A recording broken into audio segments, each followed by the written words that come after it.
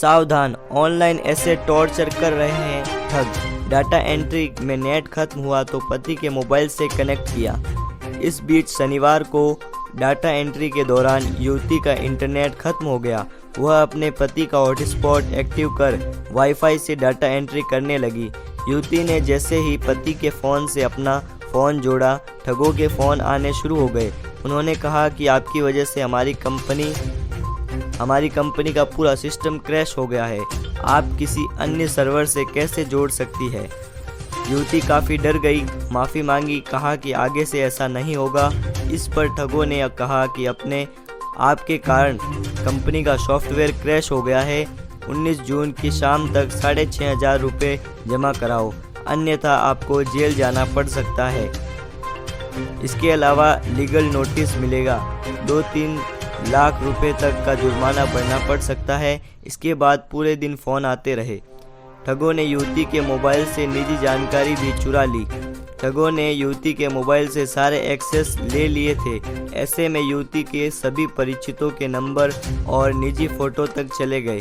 बदमाशों ने युवती की चैट भी स्कैन कर ली। ठगों ने इस आधार पर युवती को धमकाना शुरू किया कि युवती इस घटना से इतनी घबरा गई कि फांसी लगाकर आत्महत्या कर ली। परिजनों के इस आरोप का पुलिस जांच में जुटी है। इंस्टाग्राम पर ऑनलाइन एंट्री का झांसा दिया था। दीपिका गौड़ पत्नी राम गोपाल गौड़ ने कुछ दिन पूर्व इंस्टाग्राम पर ऑनलाइन डाटा एंट्री का ऐड देखा। उसने भी आवेदन किया। 40 रुपये प्रति एंट्री देना तय हुआ था। उसने 183 एंट्री भी पूरी कर ली। मोबाइल डाटा कम पड़ने पर उसने पति के मोबाइल से वाईफाई लेकर काम किया था। मेल पर आया था नोटिस, धमकियां दी। कंपनी से उसके मेल पर एक नोटिस भेजा लिखा था उसमें कि आपने दूसरे मोबाइल का नेटवर्क यूज़ किया, इसलिए आपकी आईडी ब्लॉक की जाती है तथा आगे काम जारी रखने के लिए 19 की शाम तक 6,500 रुपये जुर्माना ऑनलाइन जमा करवाए। ऐसा नहीं करने पर आपको वकील के ज़रिए घर पर नोटिस भेजा जाएगा। इस पर आपको जेल भी हो सकती है। जुर्माना राशि भी देनी होगी। युवती के मोबाइल पर बाद में कई कॉलें आई। युवक ने स्वयं को अपनी कंपनी का एडवोकेट बताते हुए उक्त राशि जमा कराने की बात भी कही। 2-3 कॉल आने से विवाहिता काफ़ी घबरा गई। रुपए के लिए भाई को लगाया कॉल। युवती कॉल आने से काफ़ी घबरा गई। उसने अपने भाई विनोद गौड़ को कॉल लगाकर कहा कि 6,500 रुपये मुझे चाहिए। इस पर उसने अपने जीजा राम गोपाल से पूछा कि आपको रुपए क्यों चाहिए, घर से दीदी का कॉल आ रहा है। इस पर राम गोपाल ने पत्नी दीपिका से बात की तो सारी कहानी बताई। राम गोपाल ने उस नंबर पर कॉल करके बात की और ये भी कहा कि उसकी पत्नी अभी मानसिक रूप से बीमार है, उसे तंग ना करे, जो भी बात है मुझसे करे। राम गोपाल का आरोप है उसके बाद भी उस नंबर से उसकी पत्नी के मोबाइल पर कॉल हुआ। इससे वह काफ़ी घबरा गई तथा आत्महत्या कर ली। पुलिस इस मामले में जुटी हुई है। कॉल नहीं उठाया तो मृतका भाई व पति पहुंचे घर। दीपिका की मां ने जब किसी काम से उसे कॉल किया तो फ़ोन रिसीव नहीं हुआ। इस पर उन्होंने राम गोपाल को फ़ोन लगाया तो वे तथा उनका साला दोनों घर पहुंचे। यहाँ घर में दीपिका फंदे पर लटकी मिली, जिसे दोनों तुरंत बाइक से ही अस्पताल ले गए, जहां डॉक्टरों ने उसे मृत घोषित कर लिया। 2 साल पहले हुई थी शादी। राजेंद्र नगर निवासी दीपिका की वर्ष 2019 में महात्मा गांधी निवासी राम गोपाल से शादी हुई थी। उसके 15 माह की एक बेटी है जिसका नाम दीपरा है, जो अभी दीपिका की तबीयत ठीक नहीं होने से बच्ची अपने ननिहाल में रह रही है। राम गोपाल अपने ससुर की दुकान पर ही काम करते हैं।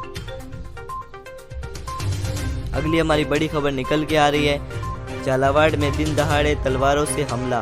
पुरानी रंजिश को लेकर आधा दर्जन युवकों ने बदमाश को दौड़ा कर पीटा। बीच में आए लोगों को भी नहीं छोड़ा। सीसीटीवी में कैद हुई ये घटना।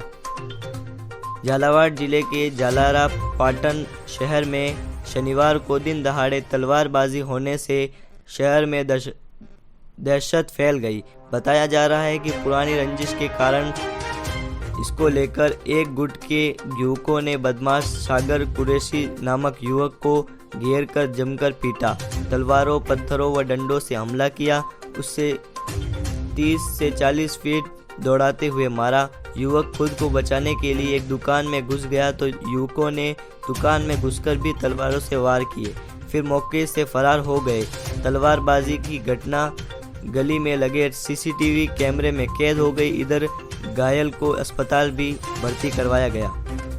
जानकारी के मुताबिक घायल सागर कुरैशी ने बताया कि वो जालारापाटन बस स्टैंड के पीछे भार्गव गली में बैठा था। तभी रवि, हरिजन, कौशल व शेखर सहित करीब आधा दर्जन युवक वहां पहुंचे और तलवार सहित धारदार हथियार व सरियों से हमला कर दिया। बीच बचाव के लिए साथी को भी नहीं छोड़ा, उसके साथ भी मारपीट की, जिसमें साथी के मामूली चोट लग गई। मिली जानकारी के अनुसार घायल सागर कुरैशी थाना क्षेत्र का बदमाश है, जिसके खिलाफ कई आपराधिक प्रकरण दर्ज है। आरोपियों और घायल युवक के बीच आपराधिक वर्चस्व की लड़ाई चल रही है। कुछ समय पहले कुरैशी ने दूसरे गुट के एक युवक के साथ मारपीट की थी, इसी के चलते ये वारदात हुई। जालारापाटन थाना पुलिस भी आरोपियों की तलाश में जुट गई है। अगली हमारी बड़ी खबर निकल के आ रही जोधपुर में मंडलनाथ बाईपास पर हादसा, टैंकर ने बाइक को टक्कर मारी, बेटे की मौत, मां गंभीर घायल। जोधपुर शहर के मंडलनाथ बाईपास रोड पर हुए सड़क के हादसे में एक युवक की दर्दनाक मौत हो गई। हादसे में उसकी मां भी घायल हुई। मां बेटा एक बाइक पर अपने गांव रलावास जा रहे थे। मंडलनाथ के समीप एक टैंकर ने बाइक को टक्कर मारी। हादसे में बेटे को घटनास्थल पर ही मौत हो गई, जबकि मां की स्थिति गंभीर बनी हुई है। पुलिस ने मृतक के भाई की रिपोर्ट पर टैंकर चालक के खिलाफ मामला दर्ज किया। टैंकर खाली था और पुलिस उसे जब्त कर करवड़ थाने में रखवाया है। करवड़ थाने के एएसआई हिरेंद्र कुमार ने बताया कि रलावास निवासी 19 साल का योगेंद्र पुत्र पारसराम राव अपनी मां विमला देवी को लेकर बाइक से अपने गांव जा रहा था। रलावास पुलिया पर मंडलनाथ बाईपास रोड नागौर की तरफ से आ रहे खाली टैंकर ने सामने से बाइक को अपनी चपेट में ले लिया और फिर ये घटना हो गई। घटना में मृतक के भाई टिमक चंद्र की तरफ से केस दर्ज किया गया और जांच हो रही है। अगली हमारी बड़ी खबर निकल के आ रही जय नारायण व्यास विश्वविद्यालय, वैक्सीन की उपलब्धता बढ़ते ही सभी विद्यार्थियों को मिलेगा कोरोना से सुरक्षा कवच, परिसर में लगेंगे शिविर। जय नारायण व्यास विश्वविद्यालय के सभी विद्यार्थियों को कोरोना से सुरक्षा कवच मिलेगा। विश्वविद्यालय के परिसर में शिविर आयोजित कर सभी विद्यार्थियों को वैक्सीन लगाई जाएगी।